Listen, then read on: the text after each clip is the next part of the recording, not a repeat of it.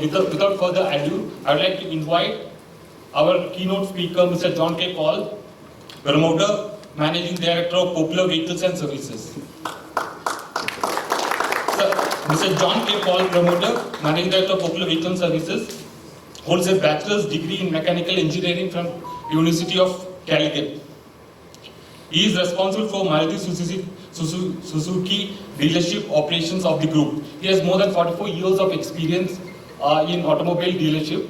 He is currently the president of Automobile Dealer Association of Kerala.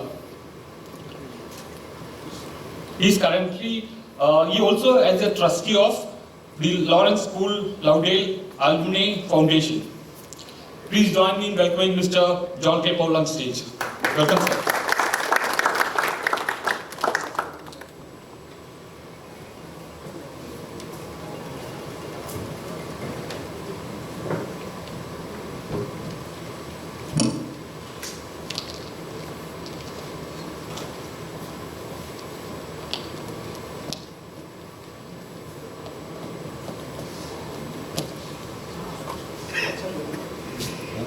No, I think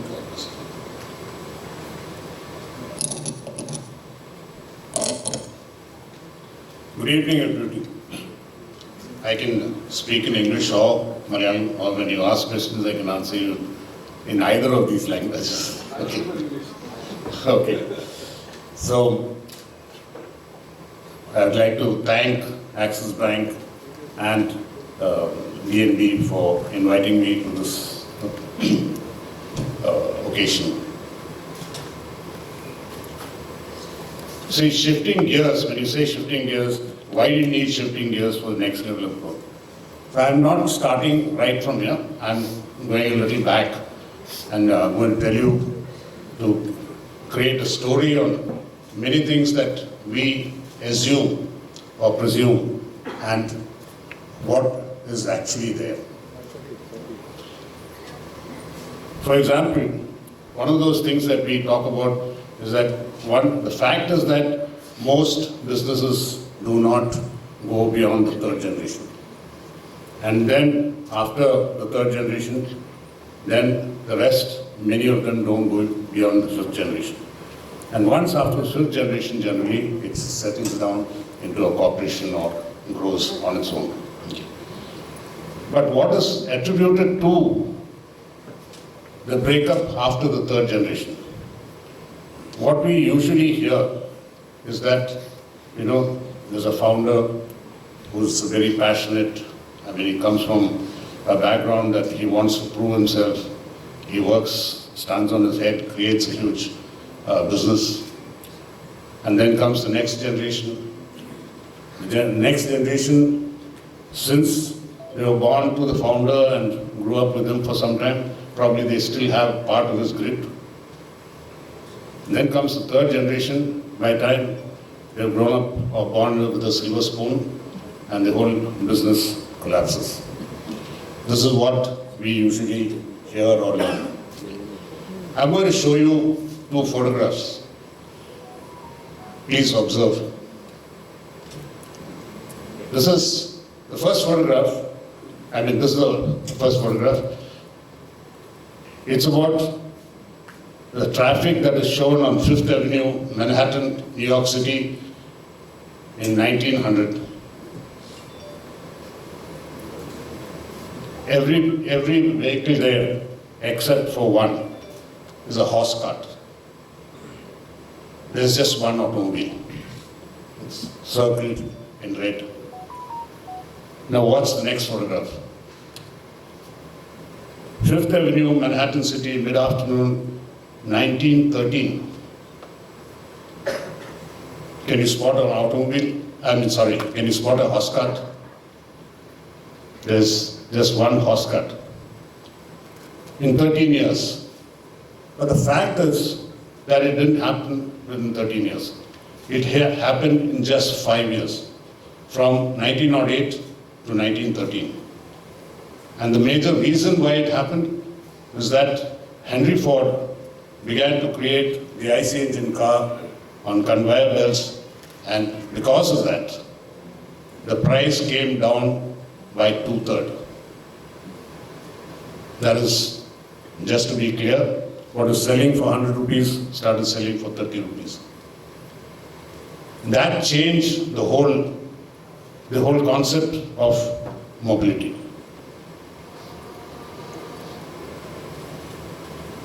So, if you look at the platforms of change, so around 1750 to 1850 or later into 1800s is what is known as the Industrial Revolution. And what happened during the Industrial Revolution was basically to create better efficiencies through mechanization, creating higher productivity. They had less number of people and they had a lot more work. So that's the period that grew due to industrialization or mechanization generally.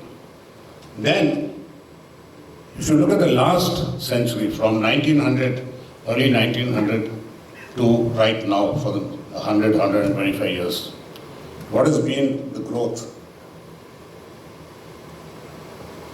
The major growth has been through mobility. When I say mobility, all sorts of transportation, whether it's automobile on the road or if it's public transportation, if it's airlines, anything. The mobility and transportation is what actually created the growth of the last 100 years. I'm talking about generally it could be 120 years or so, but generally when you say last 100 years. Okay. If you look at India's GDP, in manufacturing GDP, India still, or the automobile still contributes to almost 50% of manufacturing GDP in India.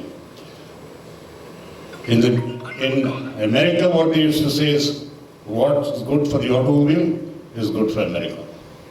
That used to be the saying in those days, because everything was determined by transportation. And very truly so, because they are one of the largest consumers of steel, glass, plastics, the largest consumer of rubber. So almost every industry was very highly influenced by the automobile.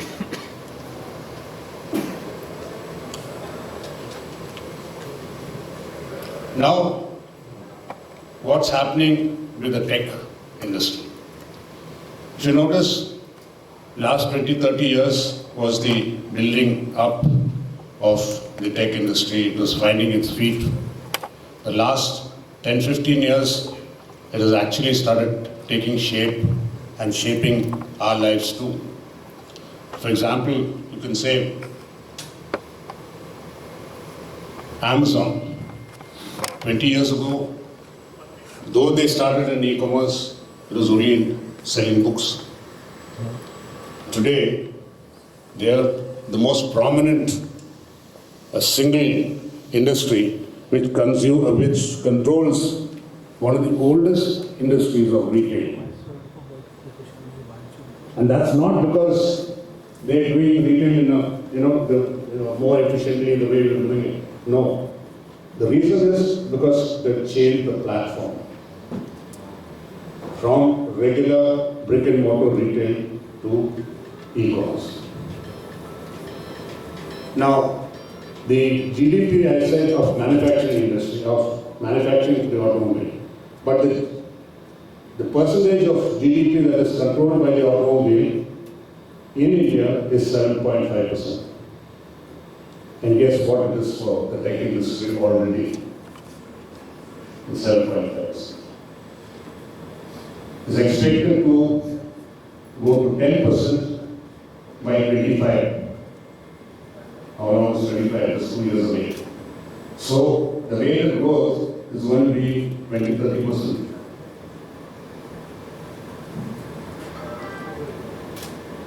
Plus, I just want to make a comparison between the automobile or transportation industry and the tech industry, where the changes are occurring.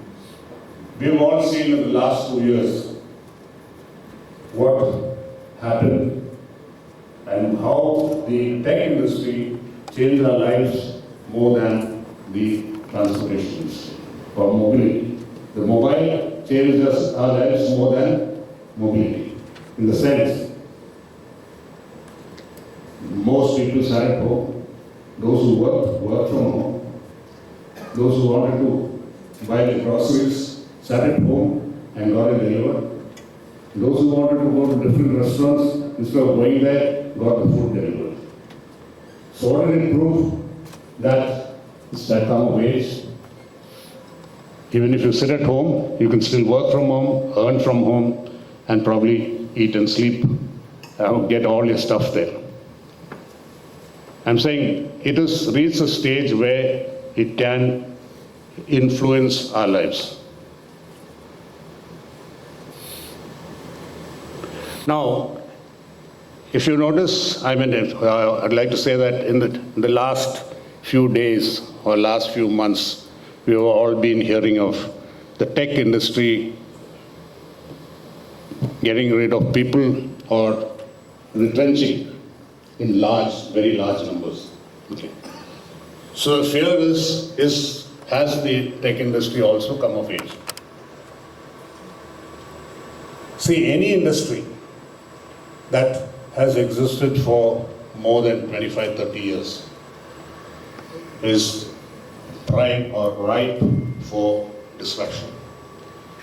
It reaches a stage of concentration. There are too many players.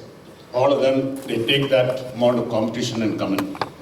And all the big players, like say Facebook or Google or anybody, they all now trying to poach into the others' business areas. And hence, there is competition. And that competition actually reaches a time of real tough situation in around 25, 30 years. So then what happens? You got to reformat. And that probably is what is happening in the tech industry.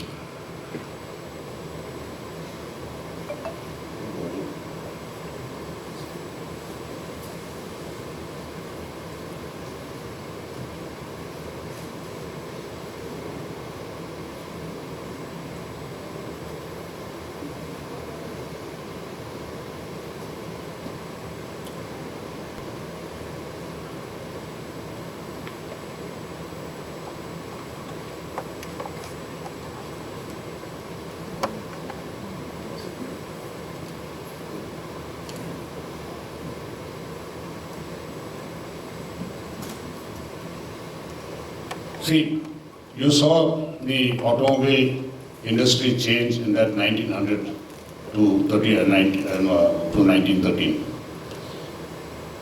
We can just imagine, would anybody in 1900 have even thought by any chance that by 1930, so imagine a person was making horse carts or carriages. Would he have ever imagined that by 1913, just 13 years away, his industry would be redundant? So why I'm telling you this is, when we talk about these generations, what unfortunately happens is the founder or the founder's next generation bring back their generation and the next generation to run the same industry. And they don't, not realizing that industry itself or the need itself has changed. Now, today, as time goes by, with information available to all of us on a not day-to-day basis, in seconds, whatever happens across the world, any invention that is mentioned today, within 5 years, it's on the street.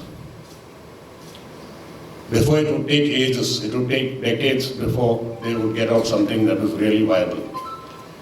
Today, it's a matter of a few years or at the most a decade.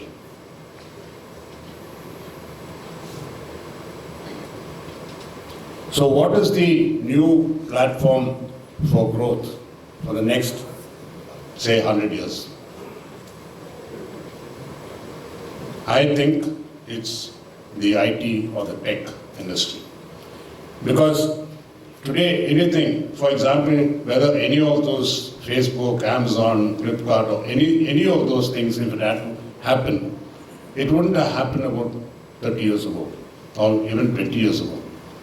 Because the tech industry had not developed to the stage where it could support that growth. Today, that has changed. And today, from large services like Infosys or TCS, things have moved to the SaaS, that is software as a service. Okay. Applications. All these things have changed our way of doing business. And that is going to continue. And that is the competition that's going to help us grow in our business. So, if we are not in that industry, the least we can do is to use that industry for the growth of our business in the future.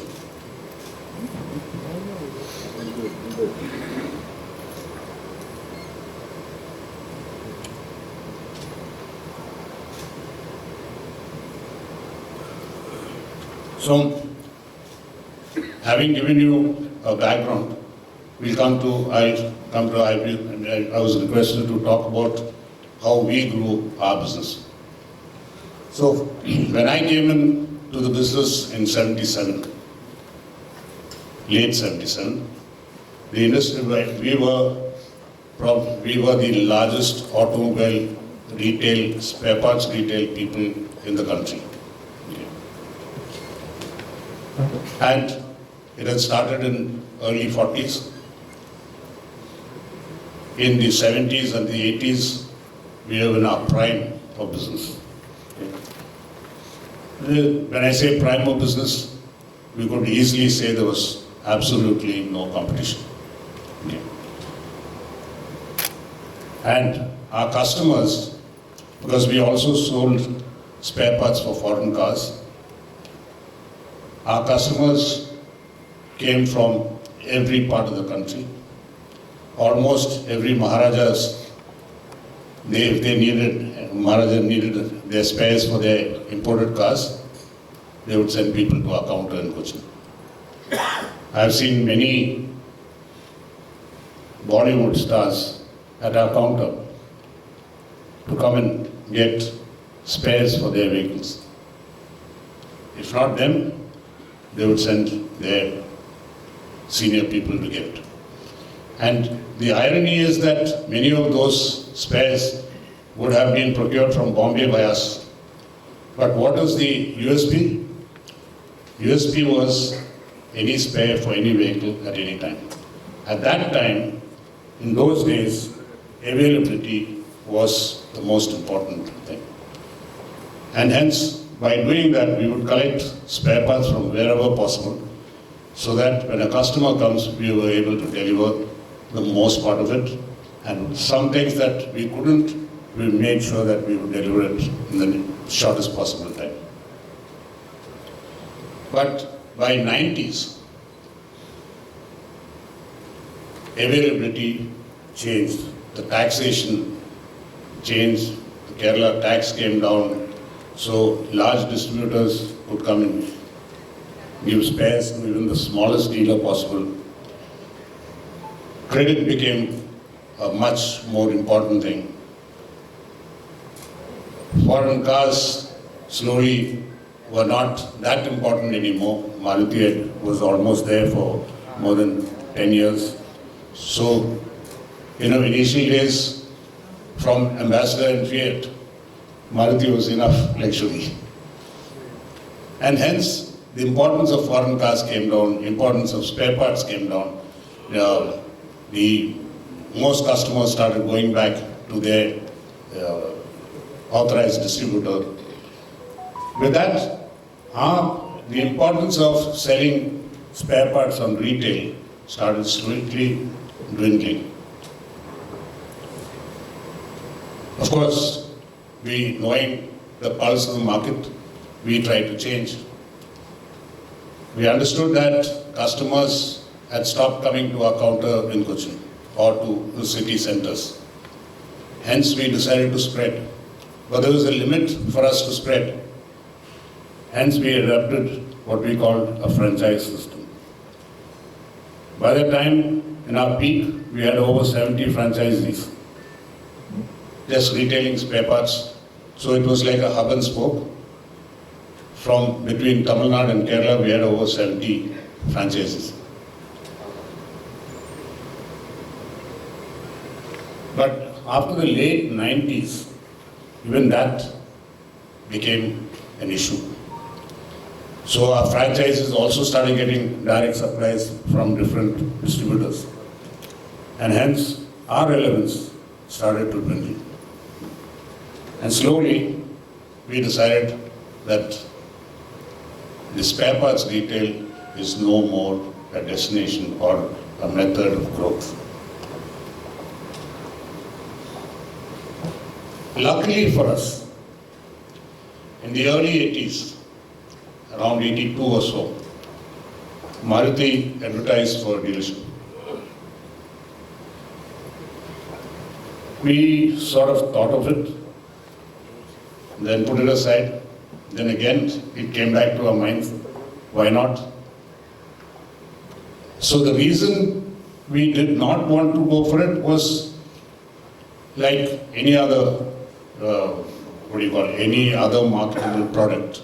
What happens is the manufacturer comes to you because when they are trying to distribute something anew, they want one distributor to push the market.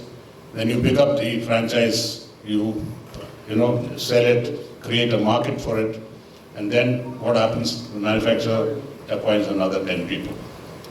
Okay, this is what happens in normal retail trade. So having experienced that in our spare parts business, we said the same thing can happen in cars or any other product. But then, that's why I said it's a little bit of luck that we thought over this. So we had been traveling outside the country, so we knew that the spare parts retail, the way we did it, did not exist anywhere else in the world. So we said, what is the future of our business? Contemplated, discussed, and then finally we said, okay, let's apply. And by that time, the original Maruti that was started earlier had been closed, and the new Maruti, which came by an act of parliament, had just come in. So we knew, plus it had a collaborator, Suzuki, and we knew that with somebody like Suzuki, who's going to put in a lot of money, they're not going to just close down just like that.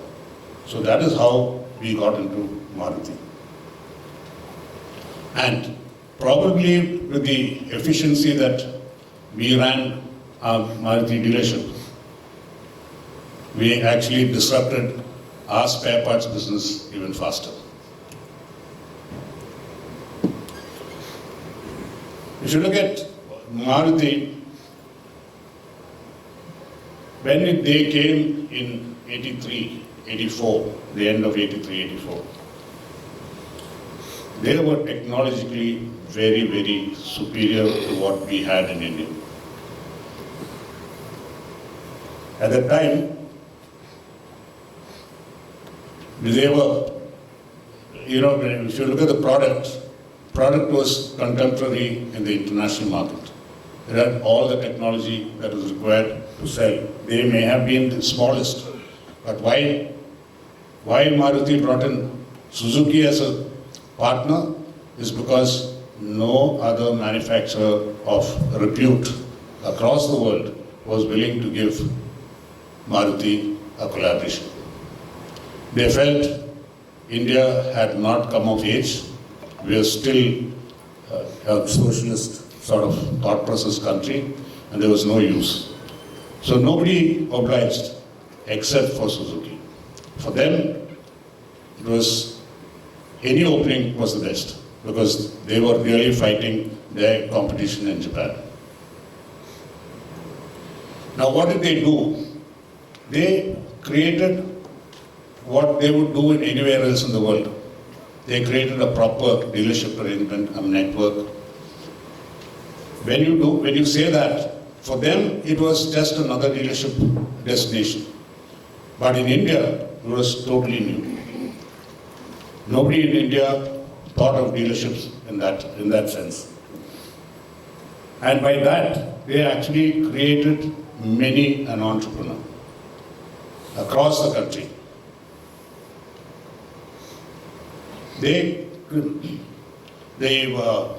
Another thing that they introduced was, unlike the then manufacturers in India, like Hindustan Motors or Premium, who cared to who support service. Once you buy the car, then you are on your own. You find a way to service it. Suzuki introduced that to Maruti, a proper organized service mechanism. With spare parts, OEM spare parts. Whereas in Hindustan Motors, you could buy any spare part from anywhere and put it on your car and sell it, because anyway, they were not doing it, or the authorized dealer was not doing it. And a very successful organization like Maruti really came up because of the leadership of Mr. Krishnamurthy. His vision really changed the way businesses were done. And everybody else, today, if you take any innovative mechanism or innovative method that any OEM in the automobile industry adopts, you can be sure that Maruti is already practicing it.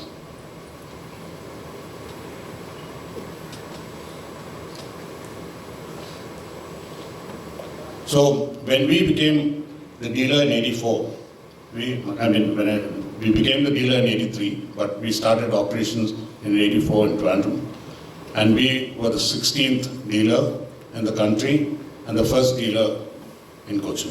In Kerala.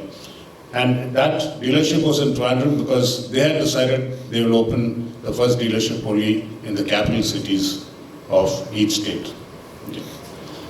When I said 16th, there were only 17 dealers who had been appointed in the first lot, and we were the smallest of those.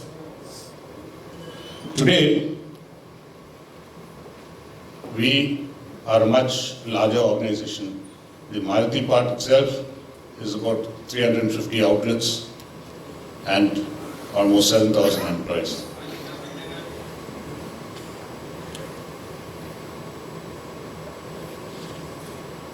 Now, how did we envisage or visualize what we want to be? We always had this thought process that once we start being a dealer and the market picks up, there'll be other dealers coming in. So how do you differentiate? All the dealers are going to sell the same product, almost the same price. Okay. So how do you differentiate? We decided that we'll keep our brand that we already had in the market and push the brand. But that's just one part of it. If you wanted value for the brand, you had to still distinguish yourself through other methods.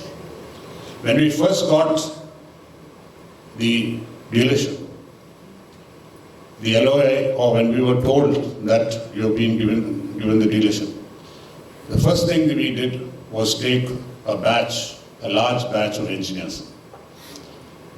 And since we had access to imported cars at that time, and we knew the technology that is going to be used in Maruti would be of that era, that means of European or international technology, we started training them on that.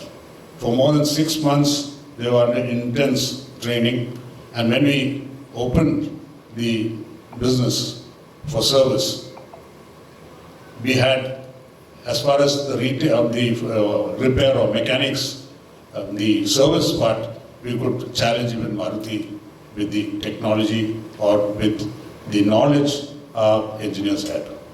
And hence, all around the country, if there was a technical issue, they would refer to Popular.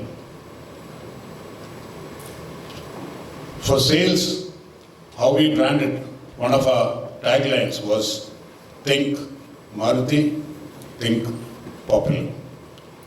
And that was all around for many years, we just kept pushing that brand. Now when Maruti came in, at that time, the whole country was selling 40,000 cars with all the manufacturers. That is basically two manufacturers, Premier and Hindustan Motors. And Maruti announced that in the first year of operation, they will manufacture 40,000 cars. And the second year of manufacture, 100,000 cars. So you can imagine, there's only 40,000 cars selling at a time, and then a company comes and says, next year onwards you'll have another 40,000, and the year after you'll have 100,000 more. That is, from 40 it is going to 140,000. So now, those of you who were, I don't know how many of you would have seen those days, you had to wait for a year or more to get your ambassador or premier. In fact, even a scooter, you would have to wait for a few years. The Bajaj would take you 2-3 years. Everything was in shortage. Our system was like that. It was not, you can't blame the manufacturer alone, but our governance was like that. And Maruti probably was the beginning of the opening up of our economy. And you know, if you go to a showroom, and I'm not talking about Maruti, I'm talking about the competition. When you go to a showroom, you probably had 2 people there, basically to take your order if you want to do. They wouldn't push, because anyway they couldn't give it to you before a year. It is your need to book the car. And that is the time when Maruti is saying that you got to sell 100,000 cars next year. So we knew if we stuck with that thought process, we wouldn't have salesmen, and when the cars actually came in, we wouldn't be able to sell them. It will be stockpiled. So we started taking salesmen. Today, I mean, any product that you sell, today if you talk about, taking salesmen and mass and training them, it is a set thing, it's an automatic thing, you have to do it. But at that time, it was a very different concept.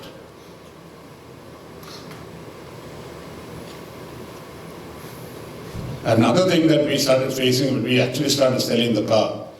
See, most car owners then were either businessmen or very well-earning or high-earning professionals. Okay. Most of us at that time who owned cars depended on the independent workshop. And what that workshop chief told you. If he said, Maruti will not work in Kerala, it will not work. So what did we do? How did we start changing that? Since we were in touch with them because of our spare parts business, we had this pulse saying that Maruti will not sell. It's a sport car. Once water starts rising during the monsoon, the car will get stuck. You try to climb a hill, this car will not go up. Say Kochi or say any estate, this car will not go up. The reason why they were saying it is not because they knew it will not go up, or the reason they did not know whether it will go up or not go up. But they started saying it because they understood they may not be able to repair those cars anymore. The technology had changed. And so they were just defending themselves. And when we got this pulse, we decided if we don't take care of that, we'll have a big resistance. So what did we do? We offered to all these people, either you or your son or somebody else, you send them over, we'll train them. Because we knew for sure that for 1 year, no customer is going to go out. he'll come back for his warranty. By that 1 year, if we satisfy him, he'll never go out. But the mechanics resistance, the independent workshop resistance would go down the moment they thought they were trained in repairing these cars. So each time we kept innovating to move on.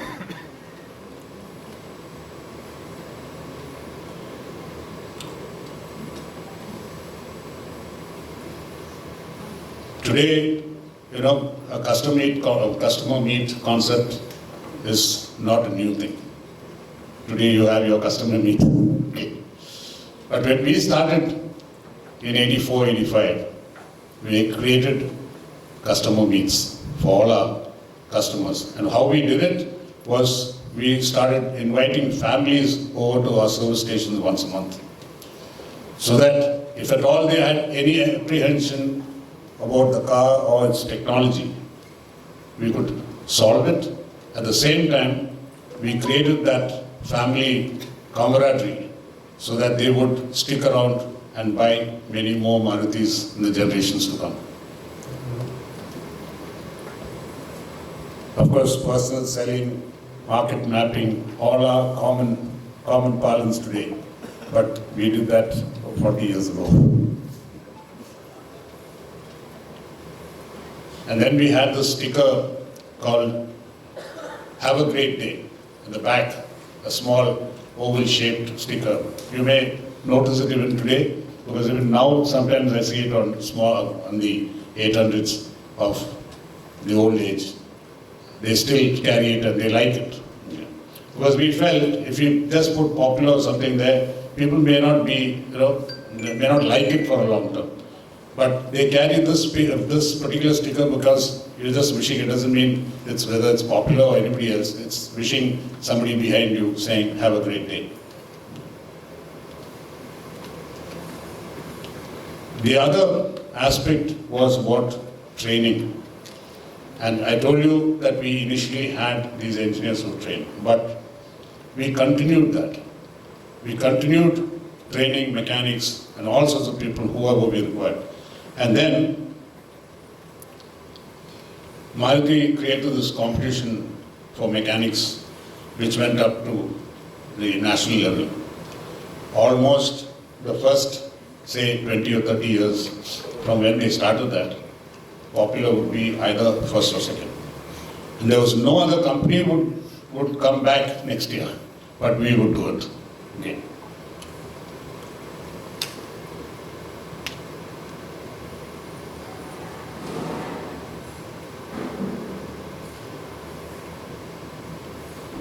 So now we have come to digitization. I'll cover some of these things. Later I'll tell you why we did that. See, today, when I first started, I told you today's platform of growth is AI, or rather for tech. Okay.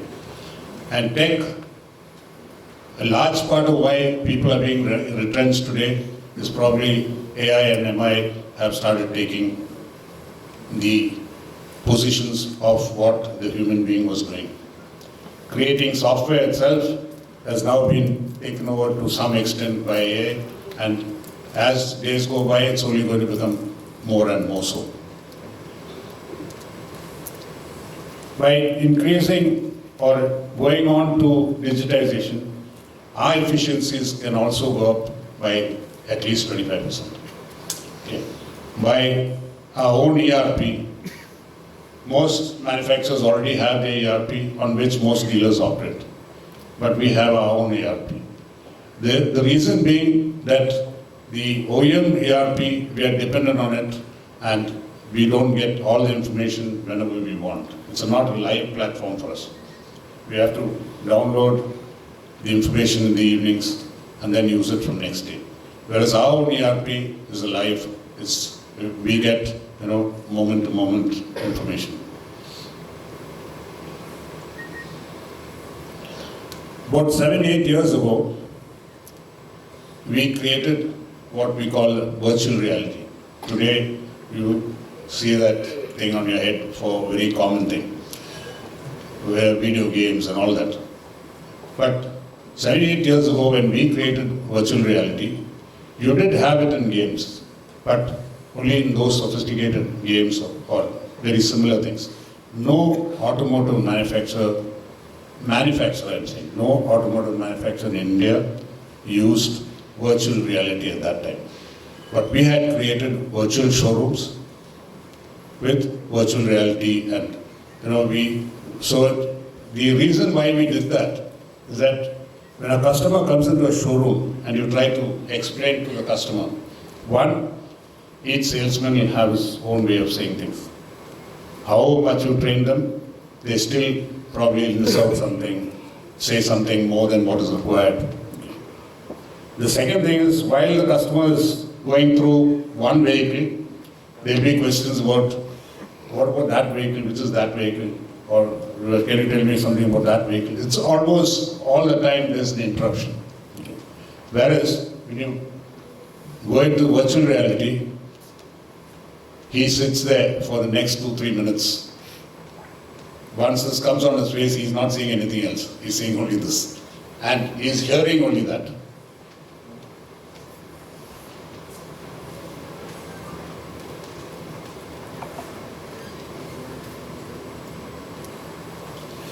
Then of course, we started social media campaigns 7-8 years ago, when no manufacturer, no OEM, car manufacturer had got into it. It's only in the last 4-5 years, after we started doing it, Maruti started. Right?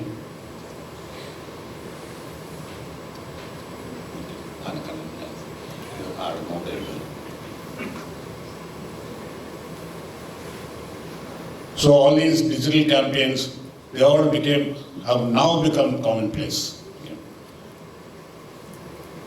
Then of course, inventory management.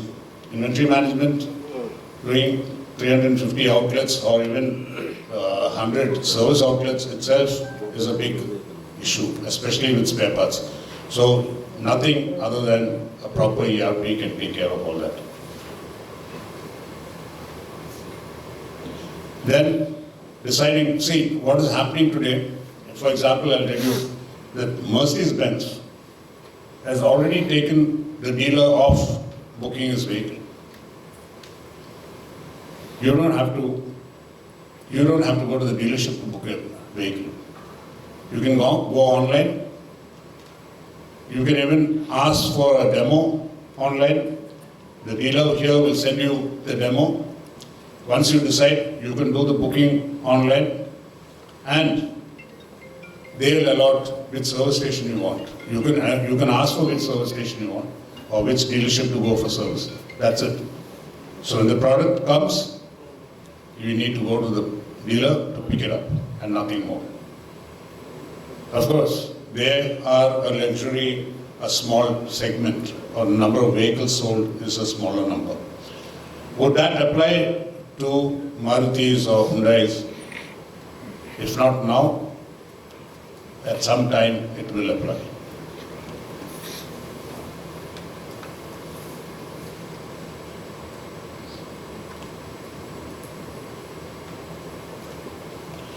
Then of course the customer relationships. All this can be done better on digitalization. Almost all mobile companies, providers, all of them have their call centers. Any large organization today have their call centers. Even small organizations, however small they may be, have call centers to talk to customers to find out if they have an issue and to solve it.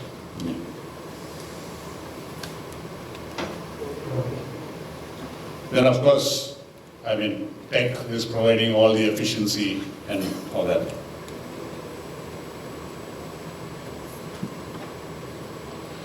Now, the more number of people you have, you're automatically not creating better efficiencies, you're only decreasing your efficiency. Because communication between people are not that easy. It's not always exactly the same that you start from here. By the time you end there, the communication may itself be different. Whereas if all of us here are looking at the same information, then there's no issue with communication. So it was not possible before, but in the last so many years, it has become more and more possible. And if you are not doing it, your competitor is doing it. And that is enough advantage for them to go ahead of you.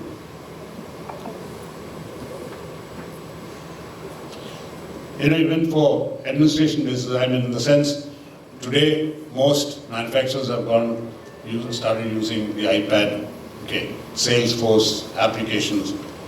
So they know exactly where, and the supervisor can go into it. So all these things are creating far better efficiencies. And so we've just got to do it.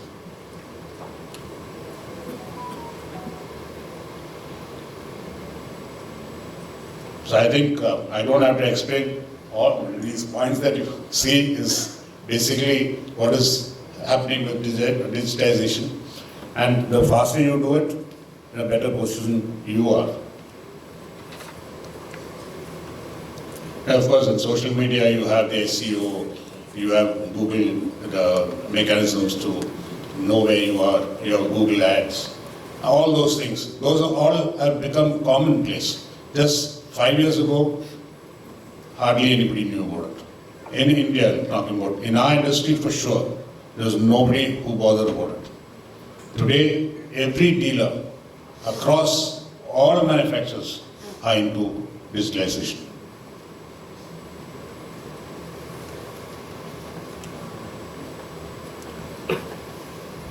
The manufacturers themselves have arranged hyper-local. For example, the more number of dealerships, you've got to be sure that customers in and around you at least know you are still around. And they need to contact you. So the advertisements, what you actually mean by hyper-local, it's very focused within the with the smallest area around each dealership. And that is actually being taken care by the OEMs. In this case, for us, it's Bharati. So, through social listening, you can take care of your branding. Customers will complain. You can leave it on without doing much about it. But remember, everybody else also has access to it. And if you don't do something about it, you're actually diluting the brand that you have built up over the years.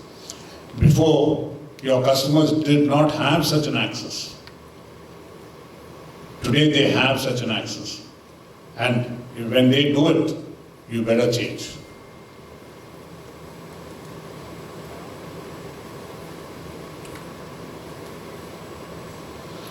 All this is, I think, a little bit of repetition, and we all know how we've all, using the mobile, whether it's reading, whether it is about informing people, how WhatsApp has taken on. Most of us, very often, when you talk about WhatsApp, we think, we jokingly say the WhatsApp university. The amount of information that is passed on through WhatsApp is just mind-boggling. But at the same time, WhatsApp can be used very efficiently.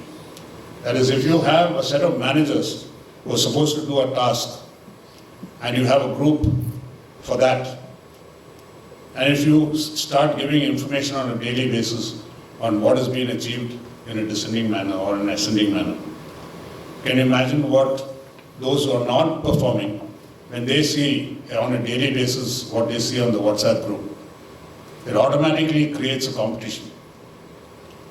You don't have to say anything. You just, that particular group is for a particular meeting or for a particular event, and you just have to show who's where.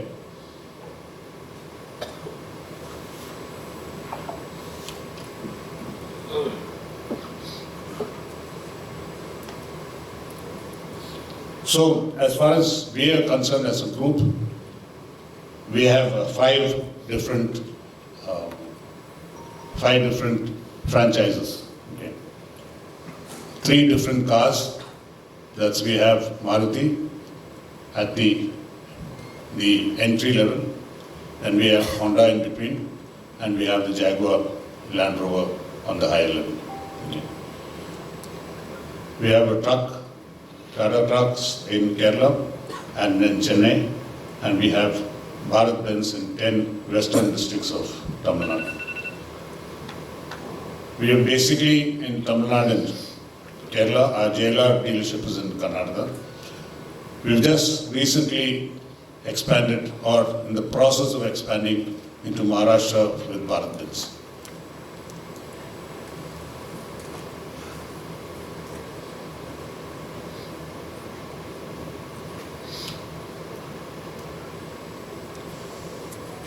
We have always been in training, as I told you. In fact, we had training even before we had the Maruti dealership for our spare parts salespeople. You can imagine 40, 50 years ago to have a training mechanism for spare parts salesmen. I'm 100% sure there was nobody in India who did that. And our training has led us to, as recent as this year, we have taken over a polytechnic.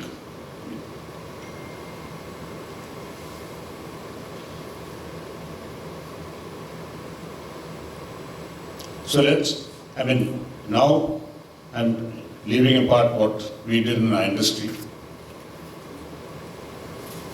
See, whatever you do in your industry, and if you grow to be a leader in that industry, what you need is basically leadership, the quality of leadership. Okay.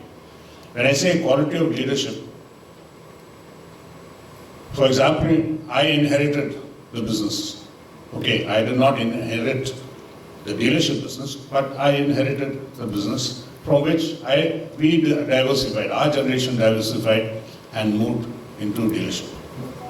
But still, we were there as the boss, and if we told our employee to do something, he didn't have much of a choice. He would do it. Okay.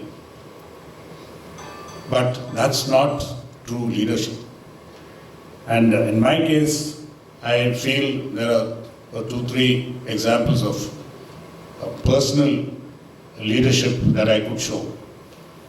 And those are, all 3 of them are in 3 different associations. If any of you are members of an association, you'll know one thing, that every member in an association is the boss. You don't have much choice. Okay. You cannot tell somebody to do something. You can only request them or inspire them to do it. And if something has to be done totally new, it can happen only through inspiration, not even by coaxing him or pushing him or nothing.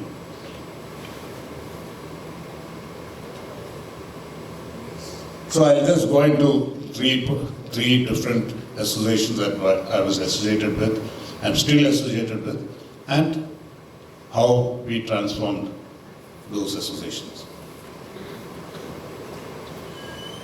How many of you have heard of TIE? T-I-E? Nobody has heard of TIE? Okay. TIE is an international organization, the largest in its class, that fosters entrepreneurship across the world. It was started by 5 Indians in the US who became very successful entrepreneurs in Silicon Valley. And that's why you keep hearing about Silicon Valley and entrepreneurship, or tech. They call it tech. Okay. So there are over 60 countries. There are over 70 countries with 60 chapters. India is the largest and the US is the second largest. So when we started in Kerala, this is exactly in 2012, 2002, 2003 is when Kerala started.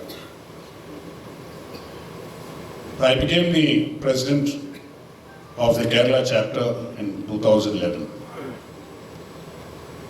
When I became the president, the question then was, how long is this going to last? Because a few of us would just meet. And we got a speaker once in a while. But the idea of fostering entrepreneurship or creating a change in the state, the mindset of people, mindset of the government or the parents had not actually happened. So when I became the president, I said, look, if you're going to sit like this and just a few of us go through these meetings, there's nothing. You can learn from anywhere else. Why do you have to just waste? It's only networking, and that networking is people you knew for the last 10 years. So we said we'll do something what a few of the other chapters, especially Thai Silicon Valley, used to do. They are still, and then they're conducting something called a Thai conference. In short, it's called ThaiCon. Let's do it. Everybody was apprehensive. What is it? And the fact was, I had no idea what a ThaiCon was. Okay. But I knew it was being done in Silicon Valley and that it was getting people. So we went around, we traveled, we went to Thai global retreats, one or two of them. We went to Thai Silicon Valley, understood what a ThaiCon was. And in 2012, we decided to do a ThaiCon. We said, the first ThaiCon, so in Silicon Valley, when I went to see the ThaiCon there were 4,000 attendees. And 99% of them were Indians. Okay, Indians or Pakistanis, I mean from Indus Valley, as they call it. So, when we decided to do it, I had to get everyone to get together to decide that we will do. So we said, okay, let's do it. We'll do it in this hotel. They said the maximum you can collect through donations or sponsorship at that time was not more than 20 or 25 lakhs. If you had to do it in this hotel with trying to get about 1,000 to 2,000 people attendees, there was no way we could do it for 25 lakhs. So then people came up with the idea, why don't we do it in some other hotel, in a smaller hotel. We took a stand, either we do it here, which is the largest hotel in Kerala, or we don't do it. Because that initial branding would take us a long way. Would take people, to make people get noticed. Okay. So we finally planned everything, we brought in a budget. And our budget, when we looked at our revenue budget, we landed at a revenue budget of 1.68 crores. Whereas 25 lakhs was 1.68 crores. The government at that time had promised us 35 lakhs. Unfortunately, they didn't pay anything. But we still finally finished with 1.33 crores, out of which 35 crores went into the reserve. So I'm saying, from where we could thought of doing nothing, we just made it happen. And it was just my determination that let's do it. Now what has happened in the last 12 years? This year, on the 2nd and 3rd of December, again we're going to have the next ThaiCon. We didn't have it for the last 2 years. We had it, but it was online. So it just shows that if you want to do something, if you get around to do it, if you call people in, invite them, inspire them, you can get it. And there, in an association, as I said before, everybody is either bigger than you, or at least his ego is definitely bigger than you. Okay. So there you need leadership. And that is the same leadership you need to advance your own business. To hear others, to have people surrounding you who are better than you in their own areas or their areas of operation. And then to hold them and create, give them the freedom to operate in your own business. is what you need to do to advance your business.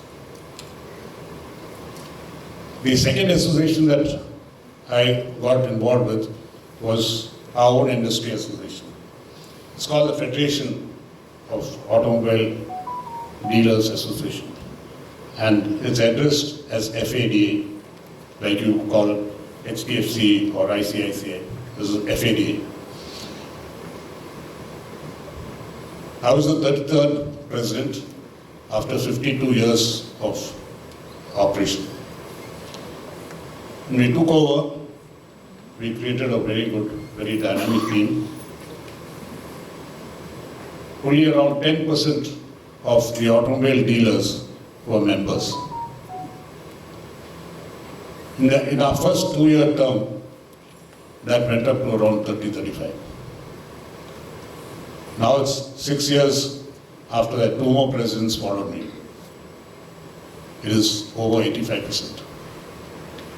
For the first 52 years, we had less than 10%. In the next 6 years, we've got more than 85%.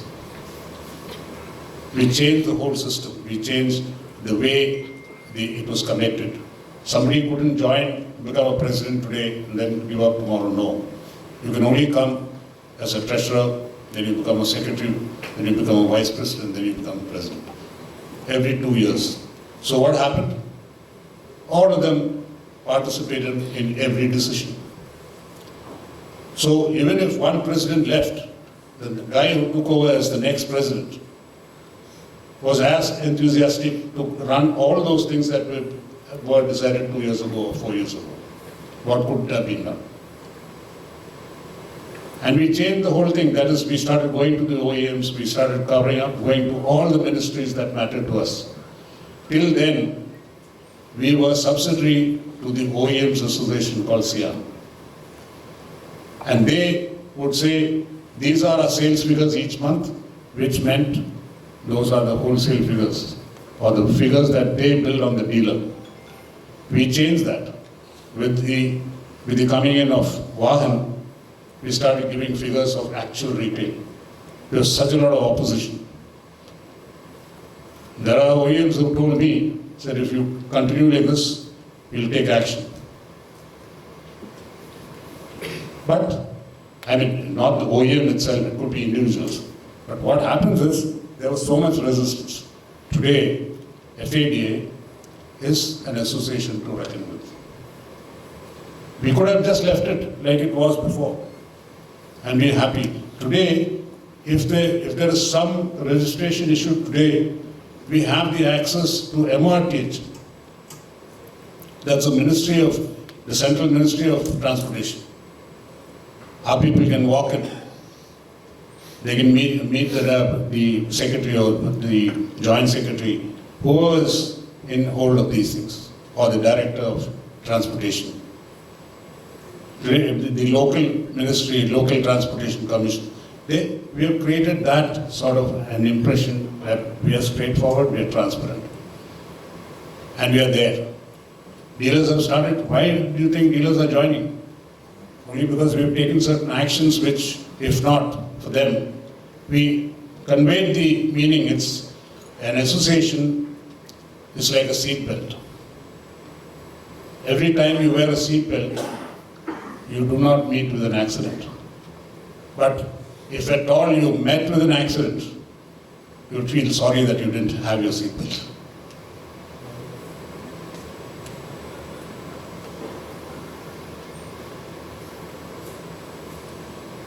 So I'm not going too much into that, I've already given you enough. So the last association is my old school alumni association. It was a boarding school. It is a boarding school. It's only 164 years old. Started in 1858. However, though our association existed as a trust from 89, nothing happened. Because in a boarding school, you usually have batches. Each one belongs to one batch, and he addresses himself, I'm 60 batch or 70 batch or 80 batch. Okay. All his friends are there. So actually I was asked to, by my seniors asked to take over the association president 10 years ago. So before that there was some difference of opinion between the headmaster and the association people. And we were asked to move out of the school campus. So 10 years ago when I took over, we had nothing to do with the campus. Somehow we talked to the then chairman and some of our members who are also on the board.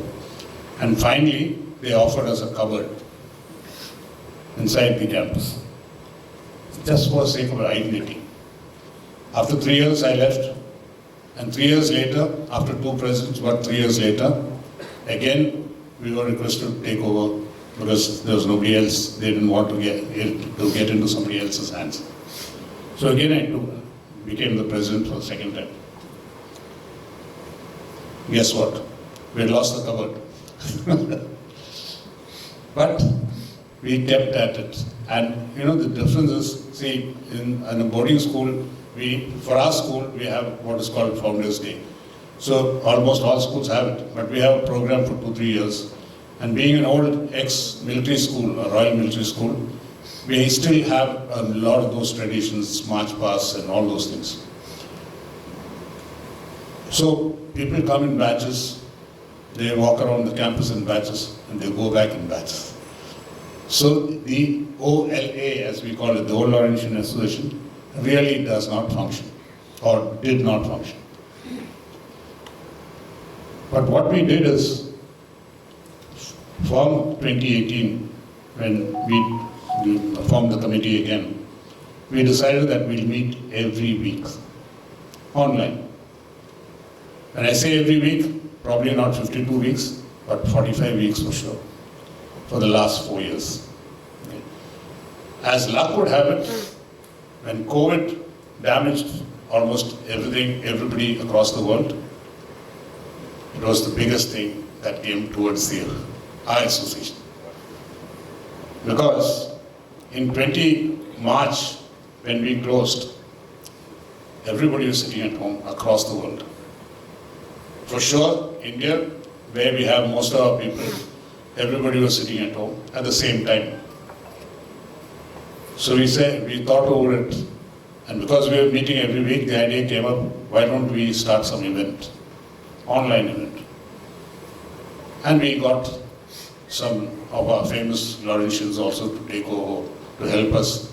And we created 2 online events that happened at 7 p.m. On the 2nd and 4th Saturdays. It still happens. And we have added 1 more event to it. So what happened is, when they were sitting at home, nothing else to do, they would just get on to this. And many of them, it was a 1-hour program, and one was about nostalgia, about old school masters and old school friends.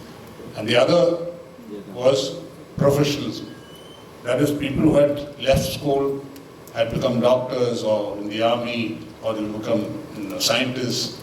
So we pulled them in. Every week, every month, one of those programs would be that. But that has actually created a huge chance. You know, before that we would ask people to form some chapter somewhere. Nobody was interested. Said, no, we don't want to be. As latest as 21, in the beginning, 1 year after we started these events, we tried to get people to form chapters. Nobody would come in. In 22 Jan, this year, January, we created about 40 WhatsApp groups. We just hoped people wouldn't leave, and people didn't leave. Before that, when we used to ask them, they said, we have our own class groups, what can this provide? But the moment we started these groups, people only added on. We have some 30-40 groups. And I'm on each of those groups. I don't go into any of those groups. In my FADA associations, I'm on 55 groups. But we maintain discipline to the core. There's no good morning, there's no happy Christmas or happy Diwali. There's no inauguration, but it's just official news. In our association, my old alumni association, it's like home. It's a free forward, but it's only about school. You can't put free forwards. But everybody wants to stay on. So these three associations have actually helped me show what leadership can be. And that probably I learned from my business. While leading my business, I learned a lot of, where you could get people to perform better if you requested them or if you showed them a direction. I think now the last, I'll just conclude with what is our road ahead.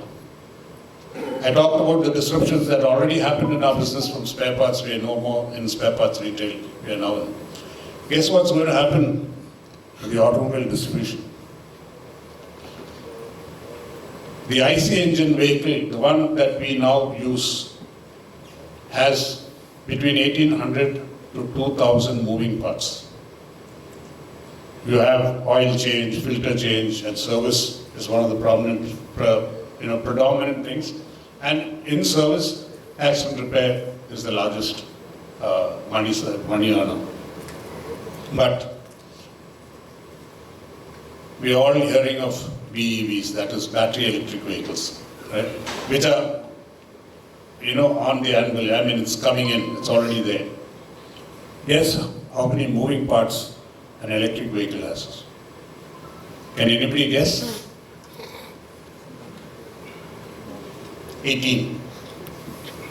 1%. So where's the wear and tear? No oil change, no filter change. You don't have to go in for every now and then. Your software change will happen in the night when you park for charging. So where can our industry go?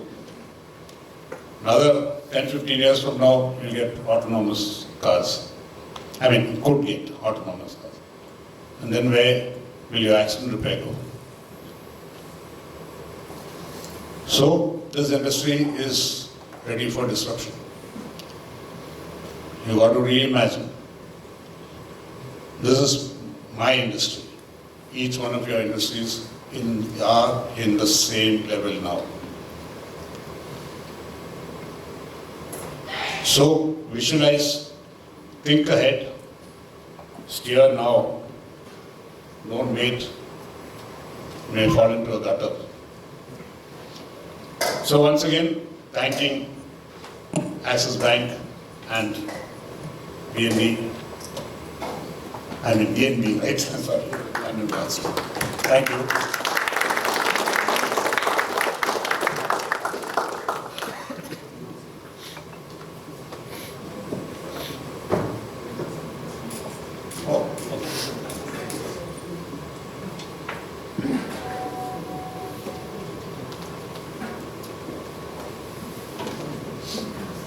Thank you, Mr. Paul, for such a great insight.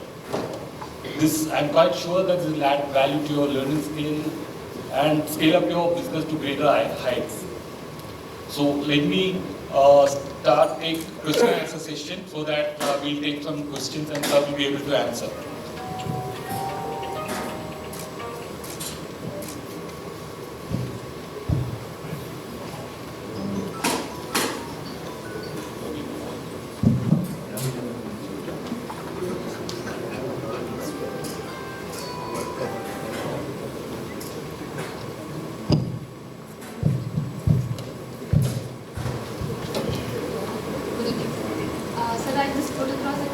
One of our customers has asked.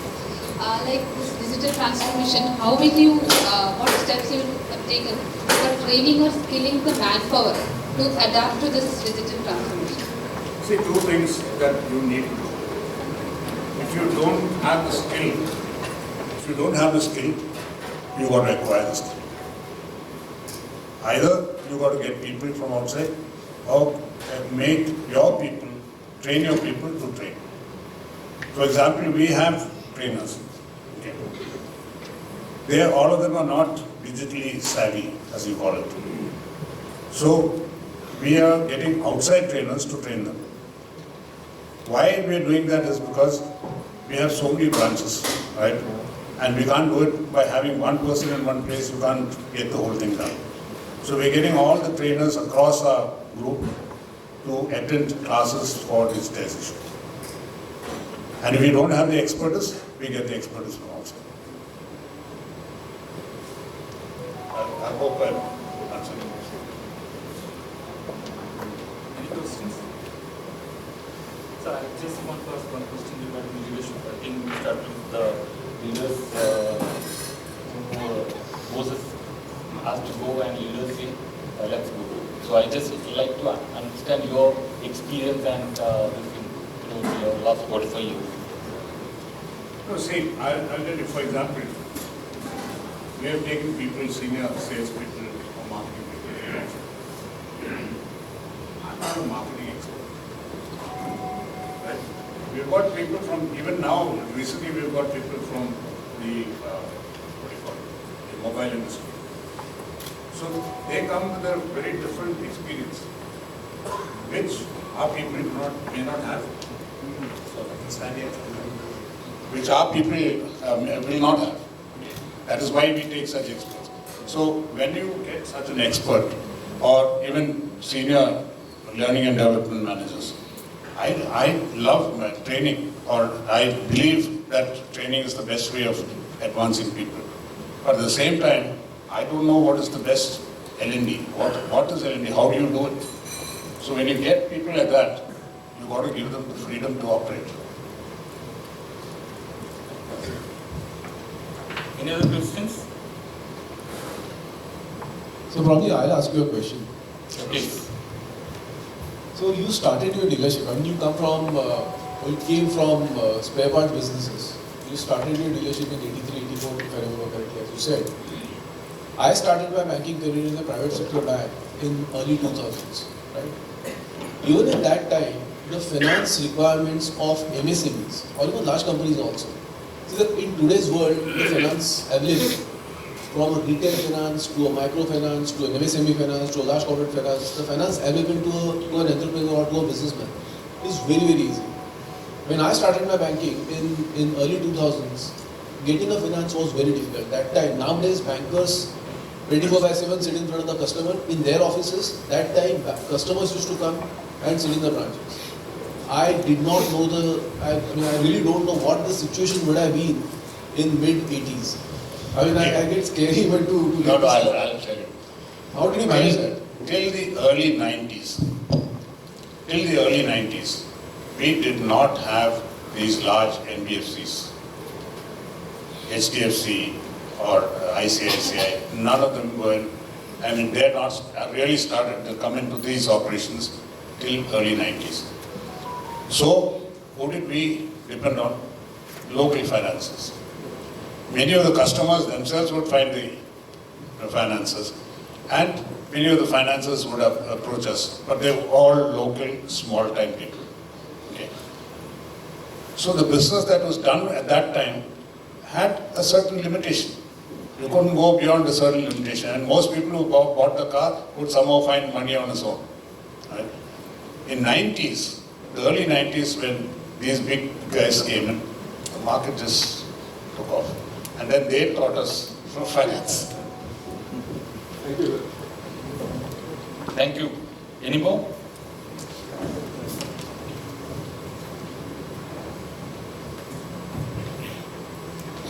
Good evening, sir. So my name is Ambarish. I represent the Top in Town group from Palakkad. Top in Town group from Palakkad. So I have here with my father-in-law. So we have been into, rather, he has been into the food industry for the last 30 years. Which industry? Food industry. Food. So food and catering. So for the last 30 years. So recently, I mean, over the past few years, we have diversified our business into distribution as well. So be it FMCG, mobile, and many other outlets we have expanded to.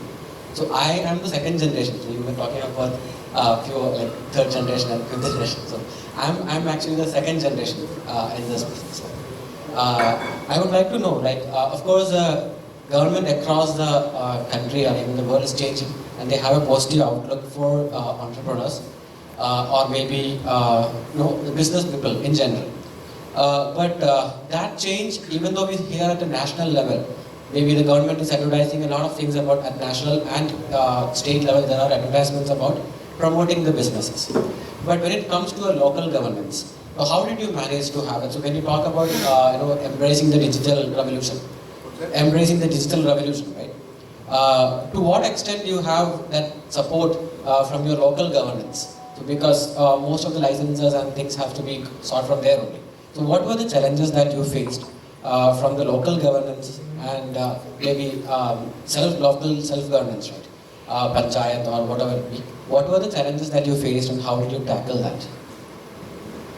See, what you asked me is a very general thing. Okay. But let me tell you something. That is, for example, we all know what Kerala was, the labour situation in Kerala was for last 30, 40 years. Okay. It's only recently that there's some sort of thaw in the relationship. But otherwise, Kerala was notorious for labour issues. We started our dealership in 84, 83, 84. Okay. Today, our dealerships have between almost 9,500 employees. In all these years, we have not had a union, nor have we ever lost one man hour due to labour issues. If you ask me, what did you do? We have taken care of our people, probably better, but more than taking care, we have empowered them. Most of us talk about empowerment. You must give power to them to do it. Most of it is talk. But if you really empower them, people don't have time to think of other things. When they have the freedom to operate, they would like to do it.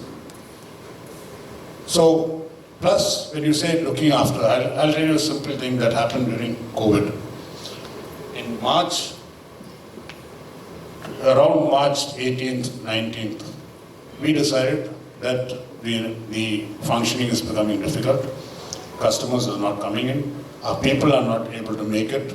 Transportation, the public transport is not running properly. So we decided to close shop on the 20th of March. Kerala government closed shop on 22nd of March. And the national government closed shop on 23rd of March. If you remember that, I am very clear because we followed that. And what we did is, we told our employees, you go home safe. We pay only on bank account. On the 21st of March, their salary for the whole month of March, till the 31st of March, was deposited without any cut. That means none of their leaves, nothing was taken into consideration. They were just given the full salary. What happened then was all our employees went on Facebook and all that saying that, look at the management. So next month, the whole of April till May 4th, it was all shut down. Throughout the country was shut down. Okay. We definitely couldn't, well, there was no income at all. So we sent out a letter telling them, we are not in a situation to pay you like what we did last month. So we will have some sort of a cut. Please bear with us. Everybody was happy to do it.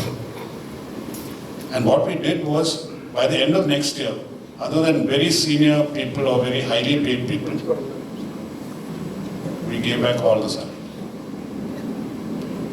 Everything that they lost, including April, everything was given. See, you can look at it in two different ways. If you give, you will get. If you wait to get and then give, you'll probably not get. So we look at it differently. Then you asked me about local thing. See, today also we have these situations. Factory, boiler, this and that. But we have somebody to do it. They go, they meet, they keep meeting them, and somehow it is their job to do it. If there's a manager in charge of infrastructure, he better get it done. We are not going to tell him to, why don't you go and meet this chap or that chap. If he comes and asks, do you know somebody, do you know some contact where I can approach? If we do have a contact, we'll probably give. But otherwise, when you empower him, it's his job to do it. Even this training that I mentioned, I just wanted to say one thing. Always our people would reach, the best in Maruti mechanics competition, everything. And we keep losing every time somebody reaches Delhi. Next 2-3 months or 1 year, he's gone to Dubai. Okay. But we kept on doing it, and we still do it. We still spend money on training. The reason is, if you don't train, the same person is going to take a year or two before he really learns how to do the work. By that time, he's learning to shave on your face. Understood? So, if you train him, his productivity is going to go up from day one. One of our mechanics, who again reached the top and went out, today he went and joined a Ferrari dealership in Dubai. Today, he is the chief Ferrari mechanic for whole of Southeast Asia and Middle East. We're proud. Every time he comes home once or twice in a year, he's from here, Kerala. He comes home. When he goes, he takes another 5 people and goes. Doesn't matter. But then everybody knows that if you work in Popular, you'll get a job in Dubai. So we get the best talent. Out of 100 people, we select the best. So each time when there's a need, you got to do it. Then about 12-14 years ago, we were running short of people for tinkering and painting. Okay, usually we had the blacksmiths. Trishuruk Karavan or him, South, I say, Kollan or him. But that community is also, they have gone their own way. They don't want to go back into this. So the blacksmiths have moved on. So what did we do? We started a training school, which we still do. And every 45 days we produce 90 people. We probably absorb about 60 of them. 30 go into the competition. And that is actually helping us. You know why? Because the competition would take our senior people. Instead of that, they'll take the junior people and they'll be happy. At least we'll keep our senior people. So all this happens when you keep thinking of innovating and getting the best. So there's no one-point solution to what you asked me. But I'm saying, if you want a solution, you must win. And when I talk about disruptions, I just want to tell you, see, you said you're in food industry, I'm in automobile industry, all that. Every other day, you hear of unicorns, right? You know what's a unicorn? I don't have to tell you. Why are not one of us a unicorn? Because we are not in the tech industry. All the unicorns are being formed in the tech industry. And why? Because we are not, especially us businessmen, our children, we hold them back, say this, do this. I mean, we already have an industry business, so why don't you do that business? And hence, are you really doing him a favor? You're putting him into a business which is going to get redundant or going to face a lot of disruption in the next few years. Whereas, there's a new industry that is coming up and shooting through the roof. And you're not giving them the chance to go and do that. So we should all think, as businessmen, whether it's worth just sticking on to our own industry or finding a new industry. Thank you. Thank you, It was sir. a long answer, but it was great time, sir. See, first of all, I thank you for your attending our all painstaking effort to prepare this presentation and giving solid answers for all the questions.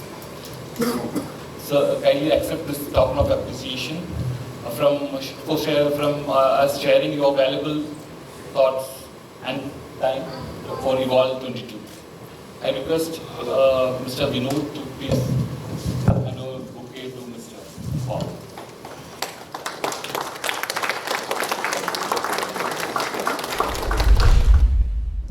Ladies and gentlemen, kindly let me join me in welcoming Mr. Keynote Speaker for the evening, Mr. Verghese Aluka, Managing Director of Jos Alukas. Verghese Aluka is the Managing Director of Jos Alukas. He is a man with a vision, credit customer satisfaction and support as the driving force behind the group's success. The number cruncher of the group, Verghese believes it is all about the power of idea and the people around you, what makes you what you are. Spearheading the company's expansion plans, Verghese believes constant innovation and is what helps beat people expectations. Outside of business, Verghese relaxes with watching movies and reading books. Please join me in welcoming Mr. Verghese Aluka on stage. Please.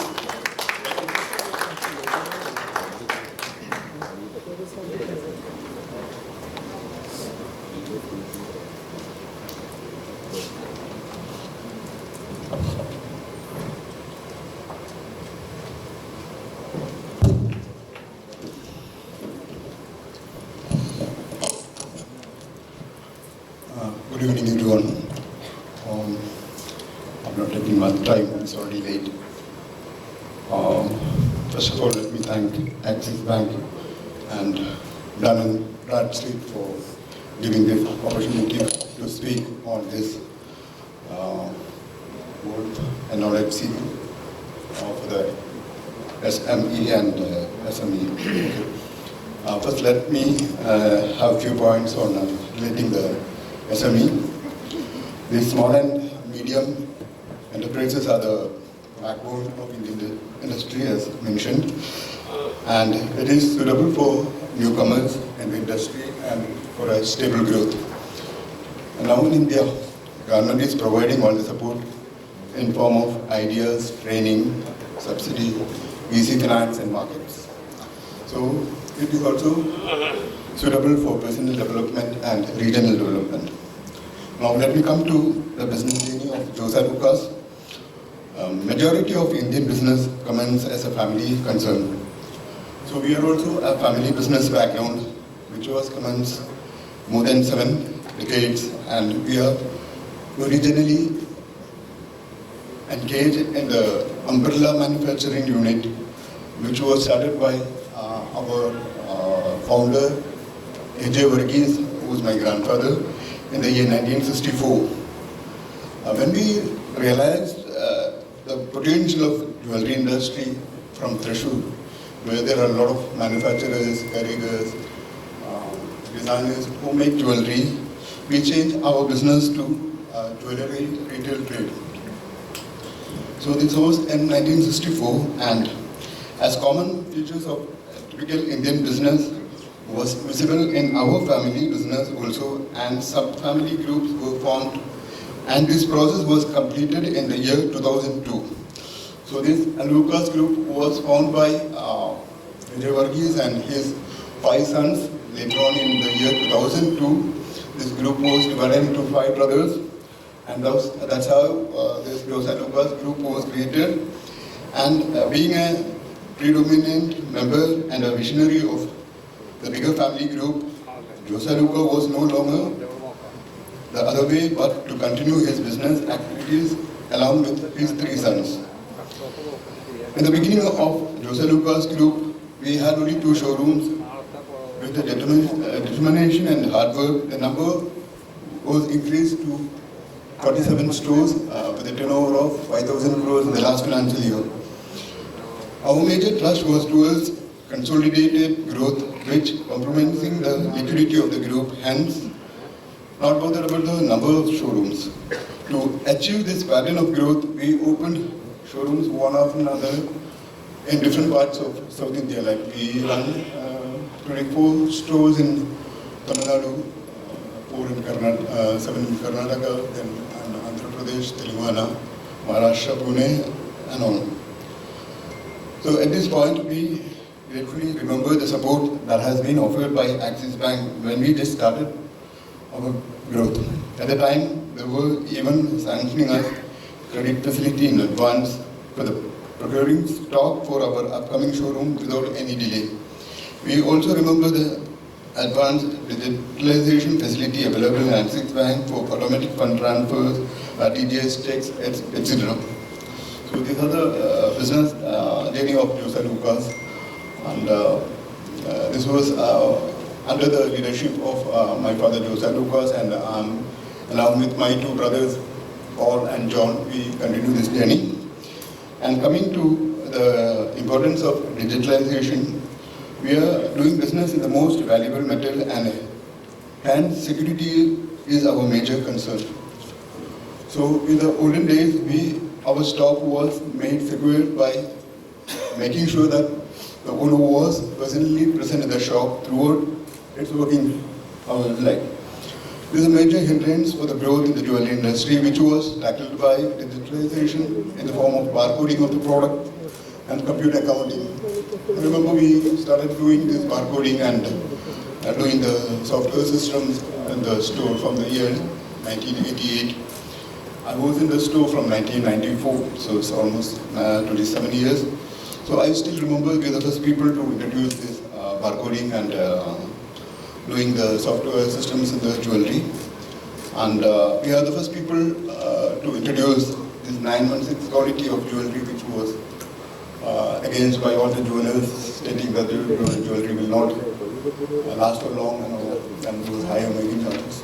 But today, the 916 has been mandatory, and the government is fully allowing jewelers to sell BIS or mark jewelry.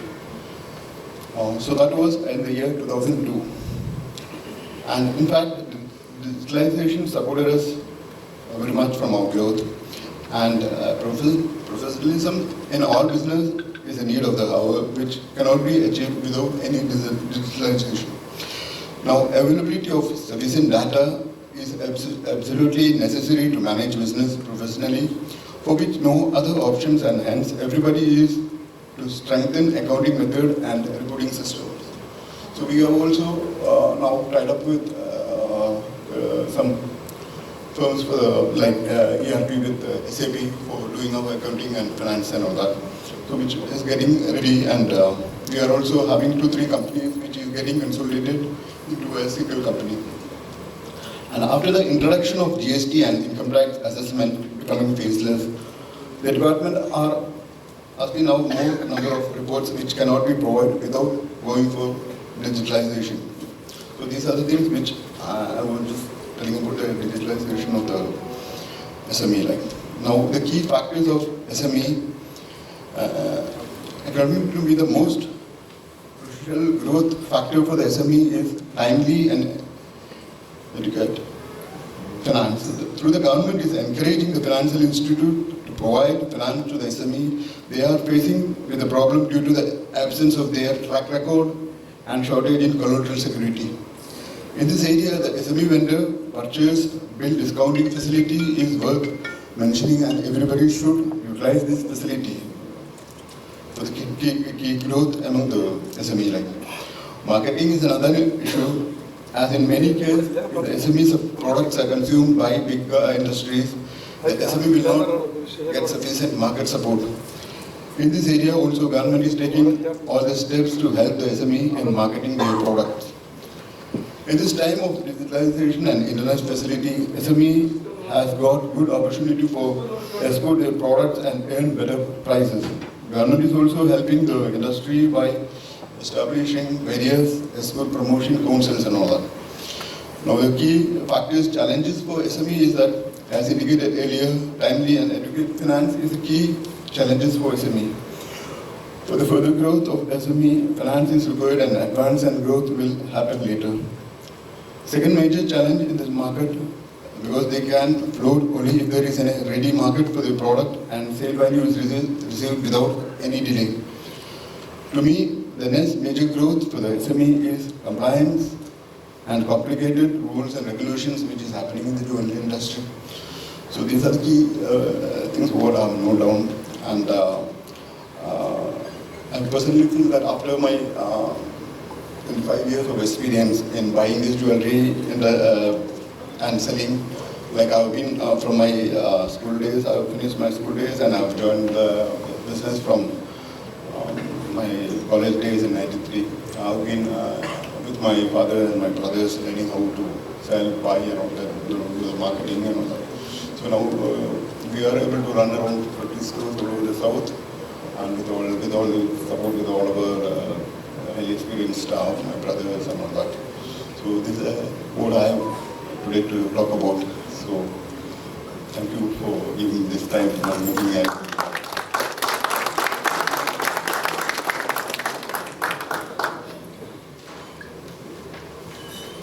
Thank you, Mr. Aluka, for sharing your insights. I would take some questions from the guests, if any.